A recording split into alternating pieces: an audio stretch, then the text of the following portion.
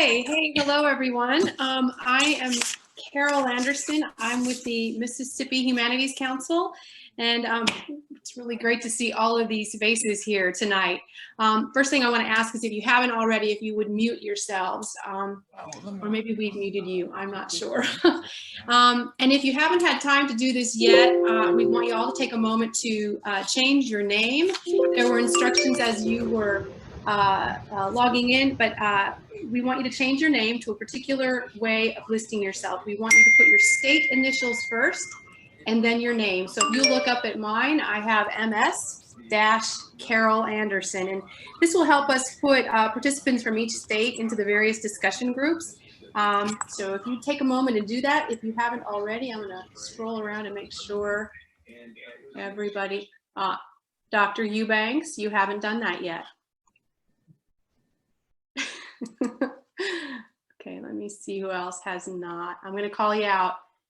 Michael Kane. And then with that, I'm going to turn the reins over to Brian Boyles. He's the Executive Director of Mass Humanities. So Brian, if you want to take it away. Thanks so much, Carol. It's so exciting to look around and see so many MSs and so many MAs here tonight. This is the launch of MS+MA. I think someone needs to be muted. This is the launch of MS+MA, creating connections, crossing borders, and connecting stories, a series that we've been working to put together for a few months. I'm so excited to see all of you in a nation so stricken and focused on division. Tonight, we're really seeking to make a new connection, to reach out human being to human being and build a bridge. MS+ gives us that opportunity to get to know each other and to know another state, and to hear about our lives and share our stories and concerns and talk about the ways that the humanities impact us and how we see one another, and hopefully acknowledge each other's humanities. The series started really out of a series of conversations between the staffs of Mass Humanities and the Mississippi Humanities Council, 2 of 55 state councils serving their states in unique ways all around the country. We got together to really talk about how we might partner, and we focused on some questions. What did we know about one another? What did we maybe get wrong about each other? What could we do to set the stage for learning together? How could the humanities really shape our view of the world and the ways in which we talk to one another? We also really wanted to make a priority of making sure our audiences got engaged. And tonight, not only will you hear from some great writers, but Zoom allowing, you'll get to talk to each other. So in a few minutes, we will go into breakout rooms, and you'll be able to talk about the things you hear from our speakers tonight, but also to talk about the perceptions and misperceptions you may have of Massachusetts or Mississippi. I have to thank Jennifer Hallwit and Carol Anderson, program officers at Mass Humanities and Mississippi Humanities Council, who have done so much of the work to put this together tonight. And I have to also say it's a thrill for me to get to work together with my friend and my colleague, Stuart Rockoff, the Executive Director of the Mississippi Humanities Council. Stuart, good evening. How is the weather down there? Hey, Brian, it's raining. And it's cold, so it's about 50 degrees, or as we call it down here, freezing. Thanks so much, Brian. This is really, really exciting, and I want to welcome everybody to really this groundbreaking program. The Mississippi Humanities Council is very excited to work with our friends at Mass Humanities on this 6-part series, which will encompass a wide range of topics, from literature and history to contemporary issues that connect our seemingly disparate states. To start the series, we wanted to address directly the image or the issue of images and stereotypes. How are Mississippi and Massachusetts perceived by outsiders? How do those perceptions affect how we see ourselves? That's a big issue in Mississippi, I think. And how have our respective states been depicted by our greatest writers? As Mississippians, we are very used to having to explain the complexity of this place to others. Quentin Compson does to his roommate at Harvard in Faulkner's novel, Absalom, Absalom. Whenever I talk about Mississippi to someone from elsewhere, I inevitably use the word complicated. I probably overuse the word complicated. In fact, I think that should be our state motto, Mississippi, it's complicated. So when we thought about who we could get to help explain this complexity, who could interpret our state's rich, but often admittedly dark history and culture, we could think of no one better than W. Ralph Eubanks. Ralph is a visiting professor at the Center for the Study of Southern Culture at the University of Mississippi. He's the author of the books, The House of the Road, the story of 3 generations of an interracial family in the American South, and Ever is a Long Time, a journey into Mississippi's dark past. Both are wonderful, and I highly recommend them. We're excited that he has a new book coming out, I believe in early 2021, which is entitled A Place Like Mississippi, A Journey Through a Real and Imagined Literary Landscape.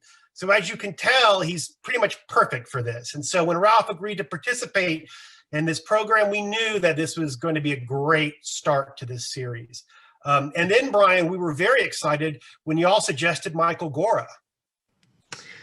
It really feels exciting to introduce Michael. He is the Mary Augusta Jordan Professor of English Language and Literature at Smith College right here in Northampton, the author of A Portrait of a Novel, Henry James and the Making of an American Masterpiece, which was a finalist for the Pulitzer Prize in Biography, and then this year, The Saddest Words, William Faulkner's Civil War, which was a New York Times notable book, and which the Times called a mesmerizing work of literary thought. To have someone right here in Massachusetts who's both a scholar of Faulkner, but very much someone who we felt could talk about a Massachusetts that is maybe not exactly what folks think it is, felt like a good way to put the puzzle together with Ralph. So happy to have Michael here with us today. Thank you so much, Brian. Hello, everyone. My name is Jennifer Hallwit, and I'm a program officer at Mass Humanities. And before Professors Eubanks and Gorra speak, we're going to give you a little bit of time to meet each other in breakout rooms and reflect on the list of impressions that you sent us in the survey about how you see our 2 states. And we've summarized your answers in a document which we sent you ahead of time, and that is also linked in the chat. So if you haven't already printed that document out, or you don't already have it open in another window on your computer, please go ahead and just click on that link in the chat right now. And if you don't have the document printed out, you may find it helpful to have 2 windows open at once so that when you go into your breakout room, you'll be able to see the members of your group and the document at the same time. And if this feels too complicated, don't worry about it, but I'll just quickly explain how to do that. You'll want to exit out of full screen mode. To do that, you can just take your cursor and click left click twice, just a quick 2 clicks, and you'll exit out of full screen mode. And then you can see that you'll be able to see your other window open. And as I said, if you can't figure out how to do this, if it feels too complicated, it's no problem. Somebody else in your group, will be able to read the document to you. So you're going to be in your breakout rooms for about 12 minutes. You're going to have 2 minutes to introduce yourselves, just about 30 seconds each. So I recommend just doing a short introduction. You might just tell everyone your name, where you currently live, and whether you've ever been to the other state. So for myself, I would say, hello, my name is Jennifer. I live in Hadley, Massachusetts, which is in the rural western part of our state. And I have never been to Mississippi, so I'm really looking forward to learning more about your state at this event and through our whole series. After that, you're gonna have about 10 minutes to just answer some of the discussion questions that we've put on the document that you can link to in the chat. So we're going to be asking you to look at the lists and reflect on what you notice and on what surprises you. And we're also going to ask you to tell each other about some of the ways in which the impressions you see on those lists are accurate or false or misleading. If you have any problem while you're in your breakout room and you feel like you need some help, just click on the blue button that you're going to see that says leave the room. And I will be in the main room and I'm happy to help you. And then we can send you right back into the breakout room. And if for any reason the internet throws you out while you're in the breakout room or at any time during this meeting, you can come back in. So just click on that original Zoom link and you can come right back into the meeting. All right, so I'm just going to very quickly share my screen so that you can see the document. If for any reason you have trouble accessing it, I'm just going to give you, a short amount of time right now just to kind of take a little look at what's on this list. So at the top, you'll see impressions of Mississippi. The first were those of you in Massachusetts, naming on the top left there what you're, everybody here I think we're just about back to everybody. So Stuart, I'll turn it over to you. Yeah, great. Well, it's great to have everybody back, and it is now my great honor to turn it over to my friend Ralph Eubanks. Ralph, looking for Okay. Ralph. All right, There he is. there I am. Yeah, I got kicked out a couple times. I'm just, you know, wasn't the quickest move back between the room. So I want to thank everyone for having me here, and Stuart, it's really a great honor to do this. I know that you've all gotten the reading, and I wanted to talk a bit about that reading. And it's all about Willie Morris. And Willie Morris may have returned to the University town of Oxford after his days in New York, but he never lost his connection to the land that he felt made him a writer. No one except Willie, and of course everyone called him Willie, could say about the Delta, it is still Old Testament to me in its ageless rhythms and despairs. For Willie, the Delta was a place of spiritual communion and scripture that was to be interpreted and debated. It is also where he confronted both his personal ghost and as well those that haunt the entire state of Mississippi.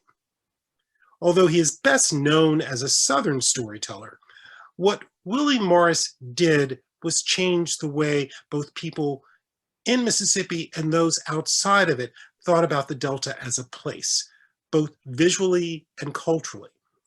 Willie changed the way we see the Delta. It was through Willie's focus on the Delta as a place and a landscape that he allowed readers a window into Mississippi's past, as well as its changing present. I thought the first chapter of North Toward Home would be a good place to start thinking about Mississippi, since it introduces the reader to a location that Willie knew intimately, specifically the Delta town of Yazoo City.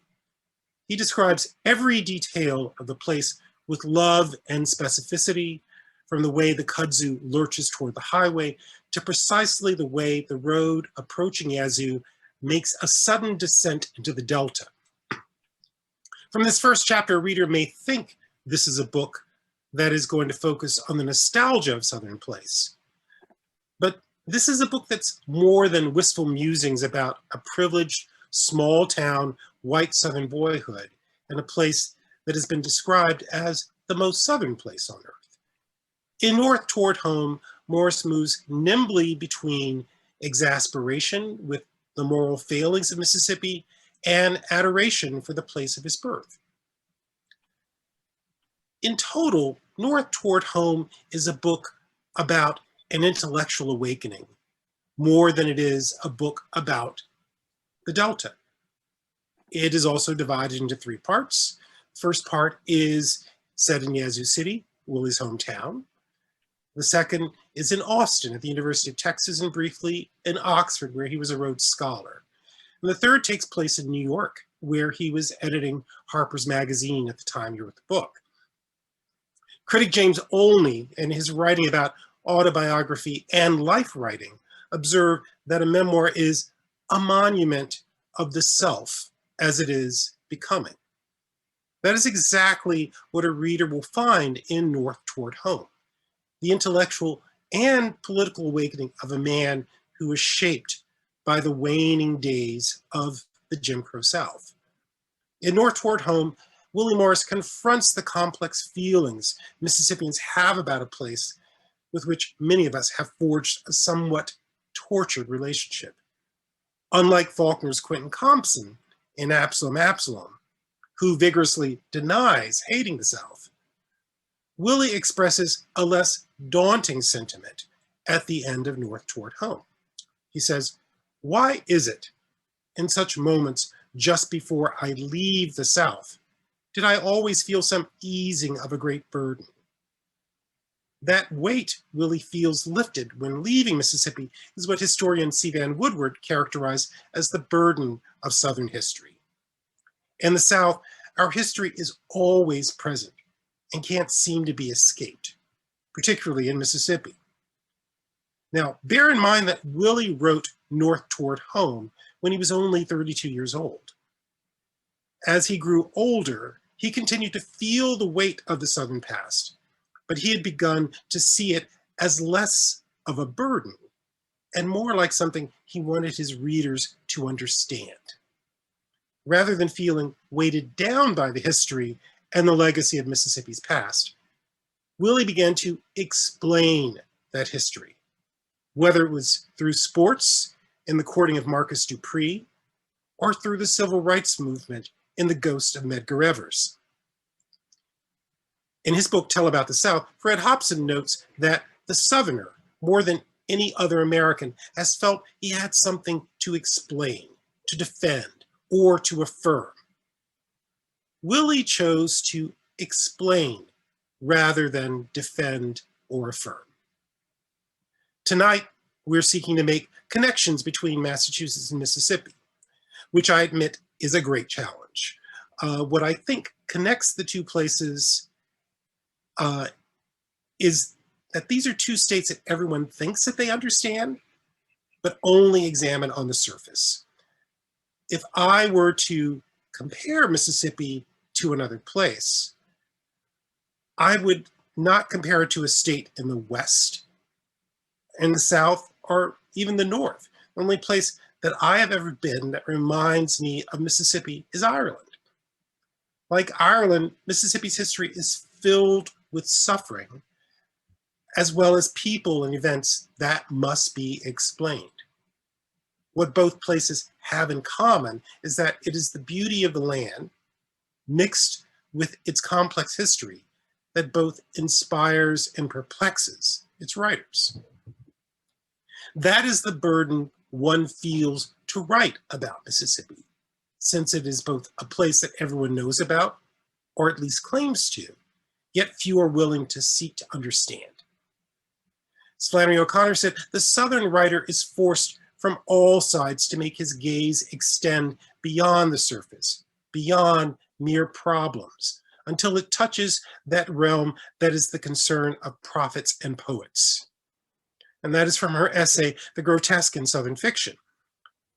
Now, O'Connor is from Georgia, but very well could have been writing about Mississippi writers in that sense, since we all feel the need to describe the place with the greatest of intimacy, yet in a way that makes what is unique about Mississippi resonate with an air of universality. For better or for worse, Mississippi has become a metaphor for the entire South, and for that matter, even the entire nation. As Malcolm X said in his autobiography, as far as I am concerned, Mississippi is anywhere south of the Canadian border.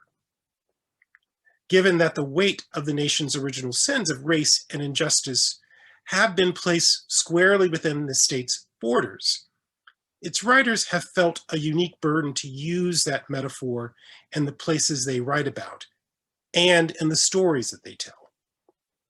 A story about race set in Mississippi is as much about the sins of the nation as it is about the sins of the Magnolia State.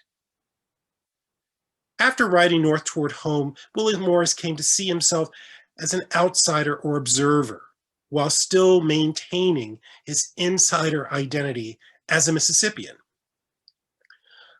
Through Willie's dual status as an insider and outsider, he opened part of Mississippi to the rest of the world, since he made Mississippi feel like a place where an outsider might feel welcome.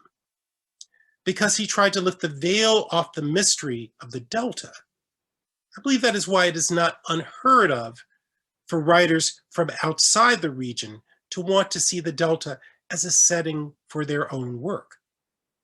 The most successful of those works are by writers who follow a pattern that is the reverse of the one Willie chose. They seek to become insiders, while at the same time keeping their status as outsiders. So in the spirit of Willie Morris, I invite all of you who may be peering into the world of Mississippi tonight as outsiders to come to see yourselves as insiders. And from those of us who are insiders into the culture and literature of the Magnolia State, we would like to welcome you into our world in all of its tortured, messy glory. Thanks. Thanks so much, Ralph. Now we're going to hear from Michael Gorra. Well, Ralph is going to be a hard number to follow, and I want to reiterate his praise for North Toward Home. It's a really wonderful book. So a few years ago, I was sitting in a cafe in Oxford, Mississippi. It's a place called the Bottle Tree Bakery that some of you might know. They make muffins and scones, croissants and bread. You can have a sandwich, soup, salad. It's a comfortably scruffy place with old mismatched tables, and emphatically not part of any national chain. But it's also the sort of place that you can find in most college towns. I used to go every weekend to a spot very much like it in Cambridge, and we certainly got its equivalent where I now live in Northampton. The Bottle Tree has a counter, and I was sitting at it over a chicken salad sandwich, and the man on the next stool, he was eating the same thing, a man about my own age. When he heard my accent, he asked where I was from. I told him, and then he laughed out another question. Did anything good ever come out of Massachusetts? I took a second to mull that one over and wondered about just how snarky I could get away with being in reply. And when I think about it today, I've got a pretty good list. There's the Red Sox and the Celtics, higher education, Johnny Appleseed, the American Revolution, William Lloyd Garrison, fried clams, gay marriage, Emily Dickinson, car talk, cranberries, medicine. But instead I laughed back and just said that where I was from, some people might just flip that question around. Yes, but we don't care, he said. And again with a laugh. And then over the next half hour, he showed me just how much he really did care by trying to explain the state to me. Mississippi now, as seen by a 60-year-old deer hunting, church-going, college-educated, conservative white man. We still talk when I go down to Oxford. We have a meal, drive through the countryside. Once we went to the B.B. King Museum in Indianola. And he's got what the Chapel Hill scholar Fred Hobson, and I too am going to draw on Fred Hobson's book, what Fred Hobson has called the Southern Rage to explain the region, not just to outsiders, but to oneself. Ralph mentioned Hobson too, his book, Tell About the South. Some of you will recognize that as a quotation from Faulkner's Absalom, Absalom. The question his character Quentin Compson is asked as a Harvard freshman over and over again. And though the boy tries to answer that question, whenever he does so, he's always talking to himself above all. Well, Mississippi or Massachusetts, as Quentin thinks to himself one night. Massachusetts or Mississippi? The place where he was born and the place where he's going to die as a suicide. Two states that begin with M, and each of them with so many double letters that they're hard to spell. But they're also more than that. Both Faulkner and Henry James in the passage from the Bostonians that I asked you to read, those two great American writers, they each saw the two states as an emblem for their sections as a whole. And I guess Ralph touched on this too, each of them standing as the most extreme form of regional consciousness. One, the heart of Yankeedom, of abolition and union.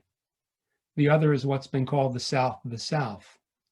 Of course, the funny thing is that neither writer had ever yet been to the other man's state, and James never got to Mississippi himself. They relied instead on common knowledge, on what they thought they knew, which is to say on stereotype. One place today, deep blue, the other bright red.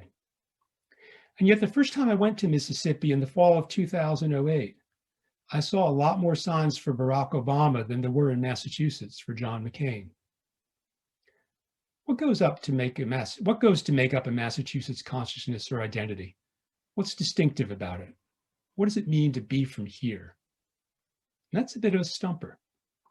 I can tell you how each New England state differs from the others, how they all differ from New York. But I don't think most people in the North think much in terms of their state as such, with the possible exception of Mainers. And that's maybe one of the differences between the two places, Massachusetts and Mississippi. For one thing, an awful lot of people in Massachusetts were born elsewhere. I'm originally from Connecticut myself. I came here for college, went away to California, came back for a job. I see myself as a New Englander above all. Our latest Nobel Prize winner, Louise Glück, she's lived in Cambridge for a very long time. But I don't think anyone really thinks of her as a Massachusetts poet.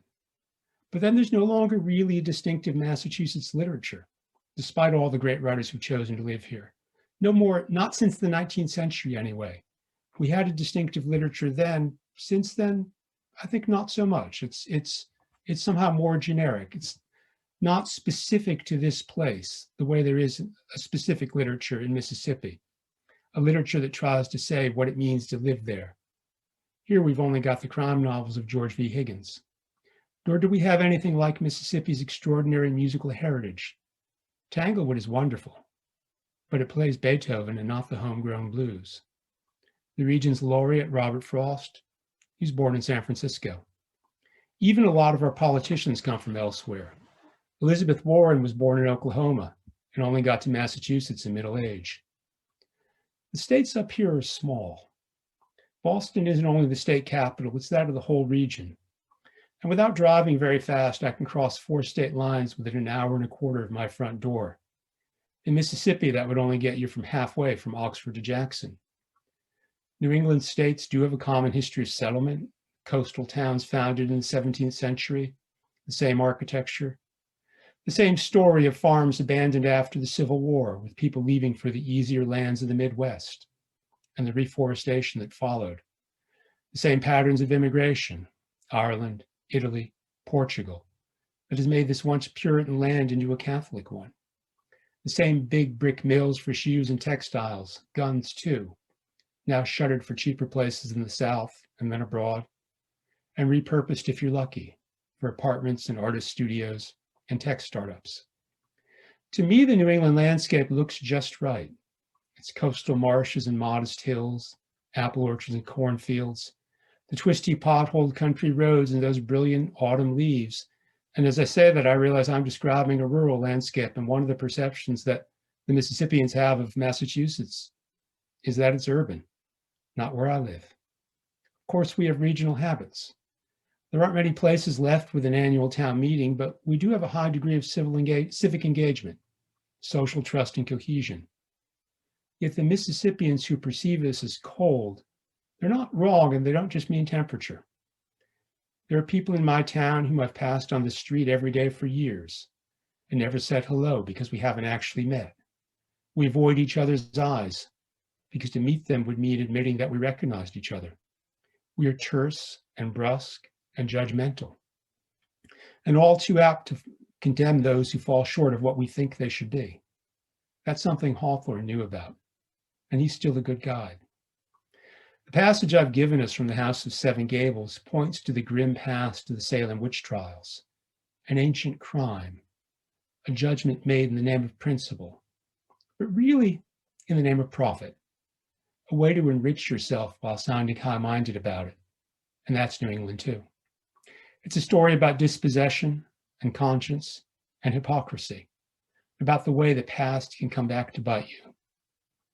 This isn't just a New England story, of course. And as I reread it this morning, as I read about the building of the Pynchon House, I was reminded of Faulkner's Thomas Sutpen in Absalom, Absalom, tearing his own great house out of the wilderness. These days, we don't worry so much about the witch trials anymore. But as I read my local newspaper this fall, I could tell that New England is still conscience-stricken, with lots of letters around Thanksgiving and what used to be called Columbus Day, about a moral stain on the land, a theft from its first people. One way to look at that is to say that New Englanders, well, we like to feel guilty. Even those of us who grew up Catholic, as I did, we're Puritans still. But we might also say that that consciousness of a dark history, a history that stays with us no matter how much we want to insist on our exceptional American innocence, well, that's something that does bind our two states together. Thank you.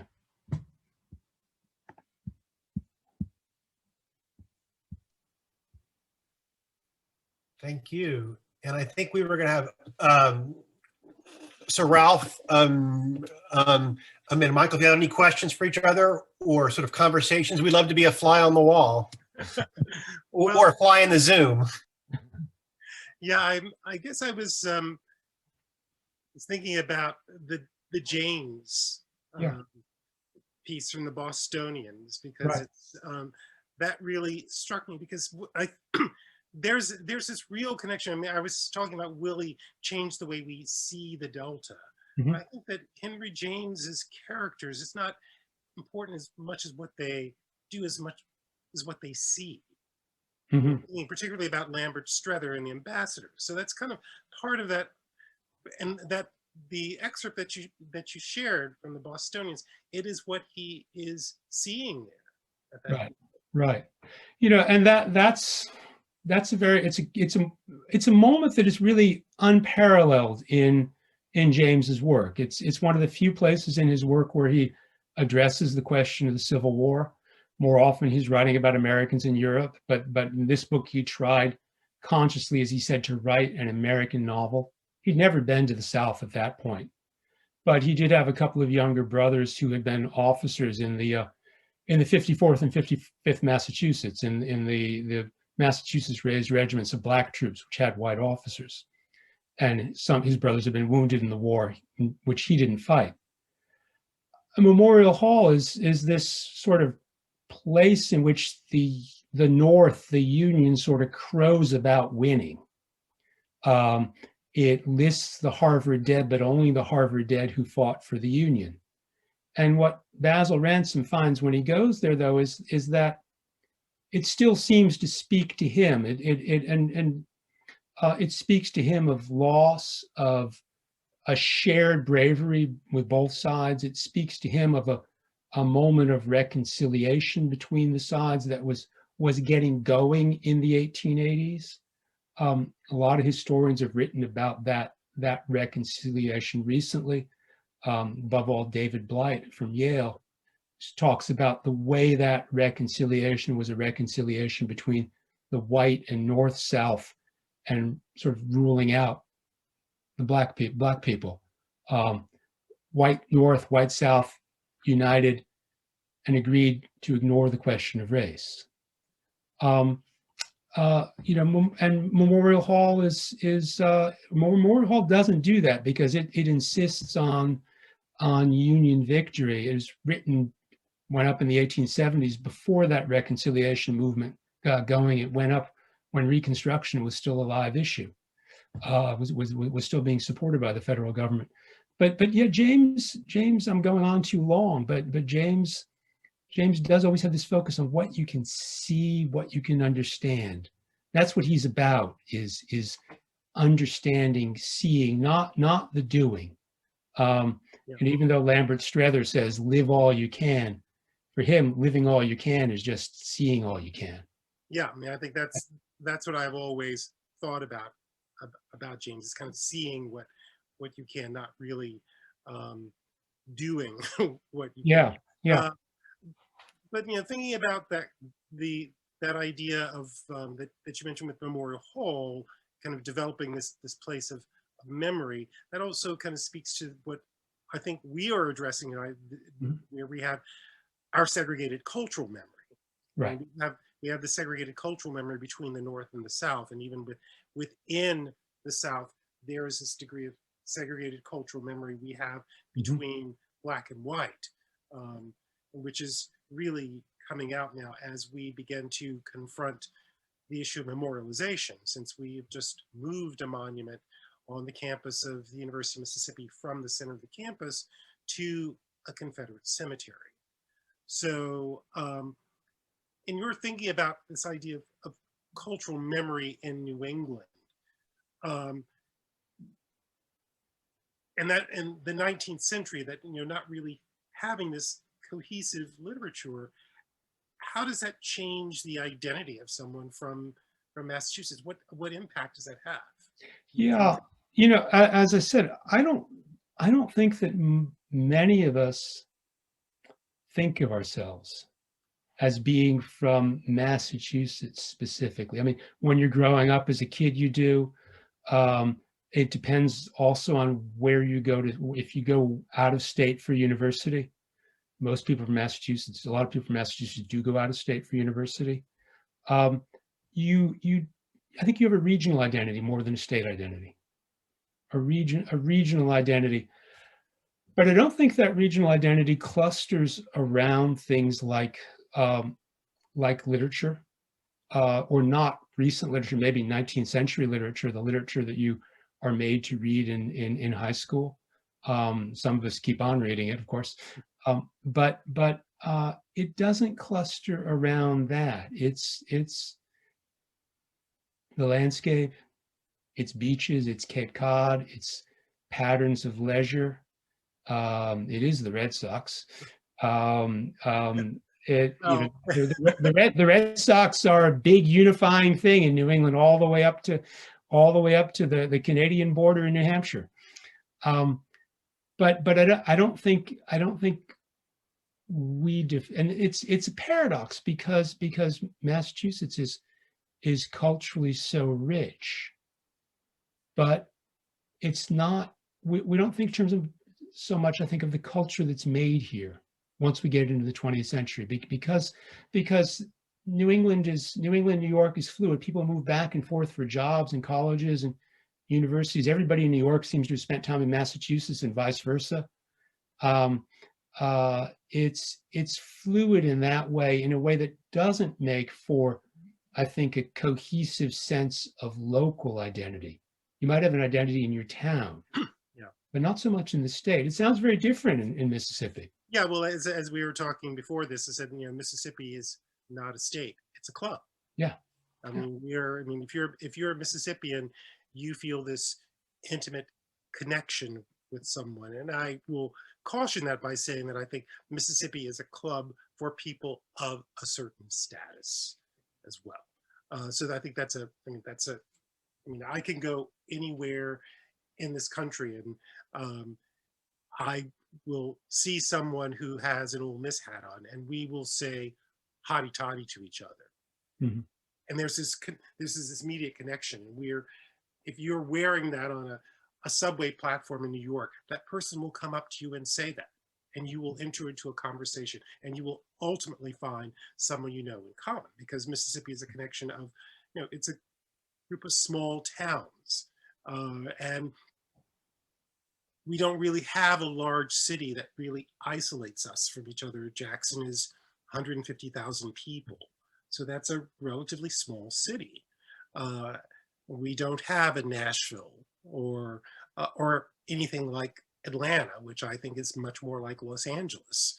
I've often thought. So I think that's a big difference for us culturally. I think one of the observations that was made is that we are a rural state. I think we are a rural state. I think, and that connotes that we are also an agrarian state. And I would say not so much anymore. We are, a lot has grown in Mississippi, but agriculture is big business in Mississippi now. It's not the Mississippi I grew up in with a small farm. I grew up on a small farm, small 80-acre farm that in a lot of ways sustained my family. My father was a county agent. So there was this intimacy with the land. As I said, sometimes I feel like that 80 acres I grew up on owns my very body. Even though my family hasn't owned that land in 40 years. And that's a big difference, I think. Mm-hmm.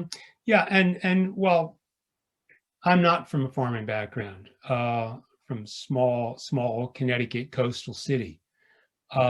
We have lots of farms in my region, not agribusiness. They're still family farms. But then this is a sort of forgotten part of the world, Western Massachusetts. It's a place that hippies went back to the land, and grow all kinds of things. But it's rural, but not in that sense where you can see the shift you're describing from small farm to agribusiness. I think a lot of our farmland was sort of, until recently, it was dairy farming, which is not sustainable here. Now it's small organic farms, and I take a sort of enormous pleasure in that part of Massachusetts life, but it's a world away from Boston, which is this a city that does suck people in. It's it's not that big a city in terms of its raw population, but the metro area is huge, and a lot of young, I mean, my daughter's about to move there. It draws people in, but again, not just from the state, but from the region. That way, it is more like Nashville or Atlanta, probably more like Atlanta than Nashville. I mean, my college friend Steve Yarborough now lives in Beverly, Massachusetts, and he said after many years of living in Fresno, California, so he's lived all around the country, and for him, he's felt like Massachusetts has felt like coming home. He said he knows his neighbors. He said that coldness that we talk about, he said he has not sensed that in Massachusetts. He's felt very welcome there, but he does know, I think he still feels that Mississippi-ness very intimately. Yeah. And he still has it very much, it's very much a part of his voice. I have stripped that out of my voice. And and that's one of the things that he feels, he says, that's the one thing I can really hold on to, being a boy from Indianola, Mississippi, is my accent. I just can't change that. But Ralph and Michael, I'm going to pop in here real quick and say you've got 2 minutes to wind it down before we send everybody off to their breakout rooms. Okay, thank you. Well, I mean, one thing strikes me in what you're saying, Ralph, is that his hanging on to that voice. His hanging on to that voice. That's an icebreaker. Yes, it is. In suburban Boston, Beverly's a nice coastal suburb where John Updike lived and wrote. That's an icebreaker, and that is going to produce friendliness in part because people with that voice are perceived as friendly in a way that maybe people with a voice like mine are not. Well, that may very well be the case. Yeah. All right. Thank you both, Ralph and Michael, very much. I really appreciate that you spent some time after your presentations talking with us. We're about to move into our second breakout of the evening. You're all going to get sent off to breakout rooms, and this is a time where we can talk about what stands out from us from the readings that hopefully most of us got a chance to read from Michael and Ralph, and also from the conversation that they just engaged in. So you'll have about 15 minutes to work through those, some questions that are available in a link in the chat. So click on that if you want to take a look at the questions, and then we'll come back together again after that for a few final observations from our two speakers. So I think we're going to be moved off into our break rooms here now any moment.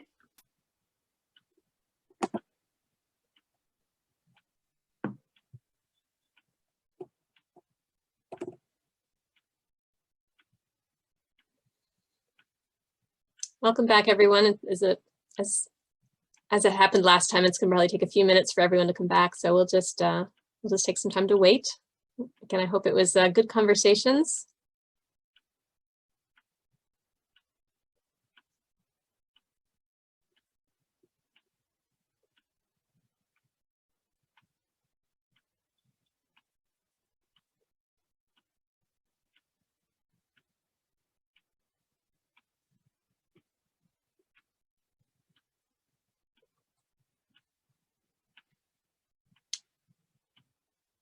So we're just waiting for everyone to return, and then we'll start back up again.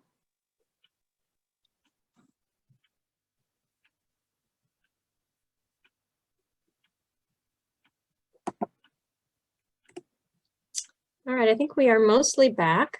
So welcome back from your breakout rooms. I've just put a little note in the chat here.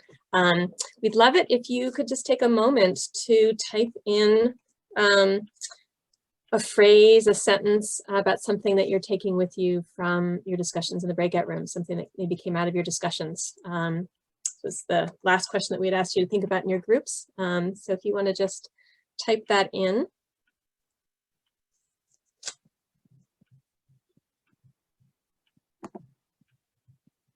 And I'll read a few of them.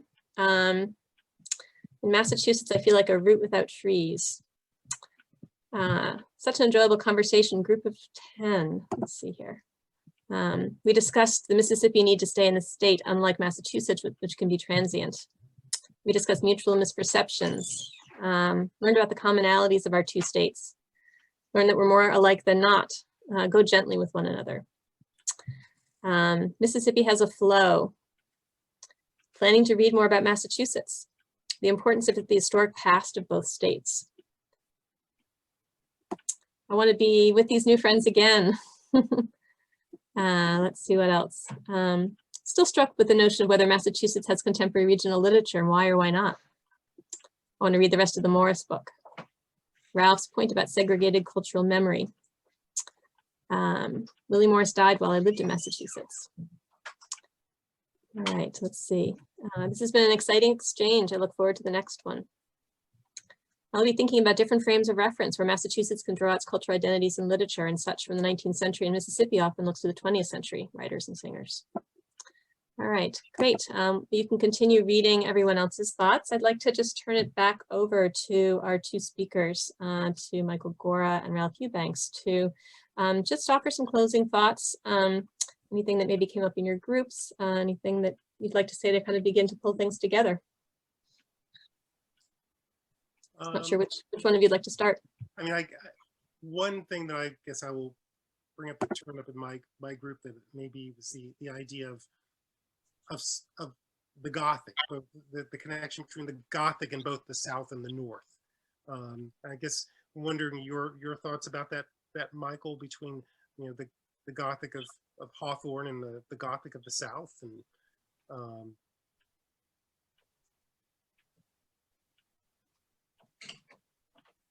is Michael back? Let's see here. Michael, yes. Okay. Now that I am unmuted now, so I'm sorry about that. Okay. I think you're right that that Gothic strain is there in both states. That sense of old houses with secrets and of people having doubles that shadow them, of the past pursuing you, of something that your family has tried to hide that is going to come back and get you. That's emphatically there in both states. And in, we have our freaks too. Sorry? we like our freaks. We like to kind of trot out our freaks. Yeah. And that I'm not so sure about up here. Not anymore. And Hawthorne was the freak in his day, and people, somebody who's trying to make a living as a writer in an America that doesn't want you to do that. At that point, I don't know if we have the same fondness for our freaks, but I think the Gothic is there.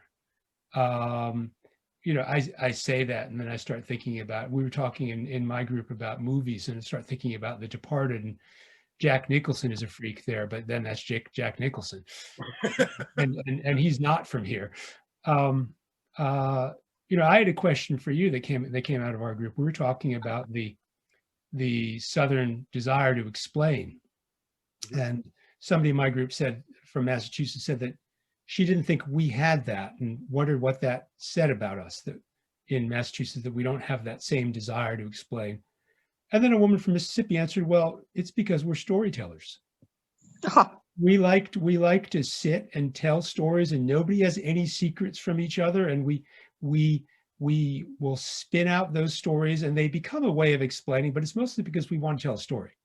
Yeah, I think we want to tell stories, but I think there's also, I would take issue with that we're kind of sharing our secrets. I think a lot of those stories come out of the secrets that people keep there. And it's like, and all of a sudden we're, those stories is like, I didn't know that. And I always say, if you really want to find a good story in Mississippi, explore the silences, the things that people don't talk about.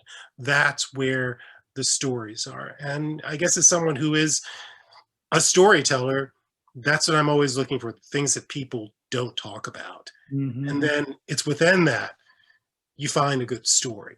Someone says, well, why are you always back in Mississippi. I said, because I don't, there are all the stories that are there. I don't, I'm a nonfiction writer because I always joke that it's because I'm not good at making stuff up, but it's that Mississippi, I don't have to make anything up. It's all there. So, Yeah. Yeah, you're reminding me of a line in the first line of a Eudora Welty story, whose title I can't remember, but it's where she describes three sisters getting together, as she puts it, to tell over a story from their family past, and a sense that these are stories that all three of the sisters know, that they've each told them probably. They've told those stories again and again, but there's a pleasure in hearing it over, in it being told once more. It's better each time you tell it. Yeah. So yeah, I think that is that idea of stories and the way that we will. I mean, I think that's probably part of this time of isolation that has been so difficult, is that gathering with my fellow writers in Oxford hasn't been possible, where we do sit around and tell stories and joke with each other, and I think that's probably the part of this that has been the hardest for me, is as you meet with the people to find those stories and to listen to those stories. Sometimes you want to tell them, but other times you really just want to listen. Yeah. Or sometimes you try to tell it in a way that tops the other person's version of that story. Yeah, there's that too. Yeah. No. And one person in my group said that, and I don't think we're not storytellers in quite that way.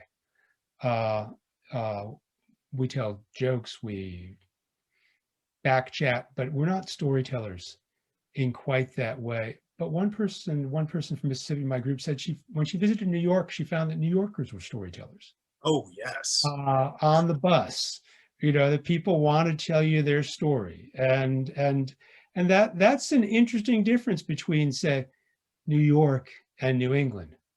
I had to tell one of my students from California the other day that New York was not New England, that New Yorkers would be shocked and chagrined to be lumped with us. No. New Yorkers do tell stories in a way that we don't. And in New York, of course, there is a distinctive 20th century literature. And I think that may be why so many Mississippians feel so comfortable in New York. Is, people, come out after they say, I was on the M3 this morning and I just heard someone talk about this and I don't believe it. And it's like, yeah. One of my favorite columns in the Times is the Metropolitan Diary, where people write in with things they have overheard. And when I'm in New York, I am always an eavesdropper. Yes. I'm an eavesdropper when I'm in Mississippi too, but I think the best eavesdropping that I've ever done has been in New York. In Mississippi, I kind of get involved in the conversation. I'm not eavesdropping. It's kind of like you get pulled into it. Especially if you're wearing an Ole Miss cap, I guess. Especially if you're wearing an Ole Miss cap, you're brought into it. And even if that other person is wearing a Mississippi State hat, that creates another type of discussion. Okay. What's it called? The Egg Bowl? Yes, the Egg Bowl. Okay, yeah. And we won this year. So. I will say that once when I was in Oxford, I was checking into the Inn at Ole Miss for the Faulkner Conference, and there was a sign on the front, the check-in counter, that did tell me I was in a different part of the country, because it said something like 47 days until football, and the next day it said 46 days until football, and each day I was there, it got written down, and I thought, no, that's a different part. Yeah, well, someone asked me once, said, why is the Mississippi Book Festival in the dead heat of August? And I said, one word: football. Yeah. We start out before football season begins. And you know, just bring your church fan and go and get through it. That's all you can do. So. Oh, that's a fabulous way to wrap this up, Ralph. Thank you. I'm going to bust in now and bring this to a close. It's been a great hour and a half. I really want to thank both you and Michael for joining us and all of you here on this group together tonight. We do have 5 more of these Mississippi, Massachusetts events planned. Our next one will take place on a Thursday evening again, January 14th. It will be entitled Inside Out: The Lessons of Freedom Summer, where we will explore the connections between our 2 states during the Civil Rights Movement. Before you all sign off, please take a look at the link in the chat and fill out our survey. You know, those surveys are really important to we in the humanities world. So take a moment, fill it out. It's very brief. And thank you again, all of you, for being here. It's been a great evening. Thank you. Thank you.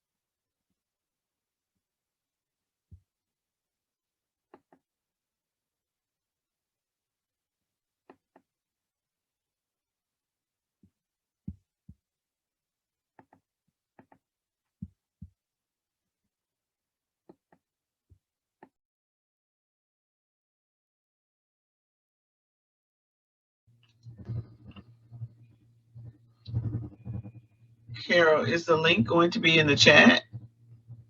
Yes, you may have to scroll up a bit. There's been Oh, some okay. conversation. There's been some conversation since the link was put up. Okay, gotcha. Scroll up Thank and you. you will see that it says, we welcome your feedback for this event. And I just put it in, so now it should be at the bottom. Okay, great. Good. Thanks. Yes, there it is again. Yeah. It's a Google Doc. Okay, gotcha. Oh, sorry, I turned my video off. Sorry.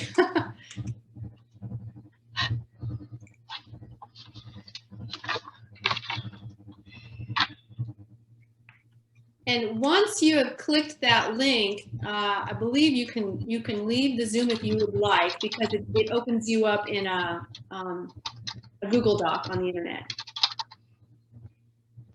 And that way we'll know when everyone's clicked on the link as well, if you want to close out of the Zoom meeting when you've got the link. Yeah, once you've got the link, go ahead and click out.